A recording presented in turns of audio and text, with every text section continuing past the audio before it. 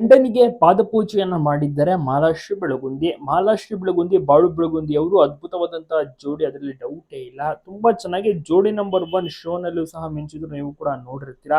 ಭೀಮನ ಅಮಾವಾಸ್ಯೆ ದಿವಸ ಮಾಲಾಶ್ರೀ ಅವರು, ಬಾಳು ಅವರು ಮನೆಯಲ್ಲಿ ಹಬ್ಬವನ್ನ ಆಚರಣೆ ಮಾಡಿದ್ದಾರೆ. ಪಾದಪೂಜೆ ಮಾಡುವ ಮೂಲಕ ಗಂಡ ಬಾಳು ಅವರ ಕಾಲಿಗೆ ಬಿದ್ದು ಆಶೀರ್ವಾದ ಪಡ್ಕೊಂಡಿದ್ದಾರೆ. ಕುಂಕುಮವನ್ನು ಕೂಡ ಇಟ್ಟಿಸ್ಕೊಂಡಿದ್ದಾರೆ. ಬಹಳನೇ ತುಂಬಾನೇ ಚೆನ್ನಾಗಿರುವಂತಹ ಜೋಡಿ. ಉತ್ತರ ಕರ್ನಾಟಕದ ಫೇಮಸ್ ಜವಾರಿ ಜೋಡಿ ಅಂತಾನೆ ಇವರು ಪ್ರಖ್ಯಾತಿಯನ್ನ ಪಡ್ಕೊಂಡಿದ್ದಾರೆ. ಯಾಕೆಂದ್ರೆ ಇವರ ಒಂದು ಮಾತಿನ ಶೈಲಿ ಆಗಿರ್ಬೋದು, ಹಾಡುಗಳಾಗಿರ್ಬೋದು, ಡ್ಯಾನ್ಸ್ಗಳು ಕೂಡ ಮಾಡ್ತಾರೆ ಚೆನ್ನಾಗಿ. ಎಲ್ಲದರಲ್ಲೂ ಕೂಡ ಚೆನ್ನಾಗಿದ್ದಾರೆ.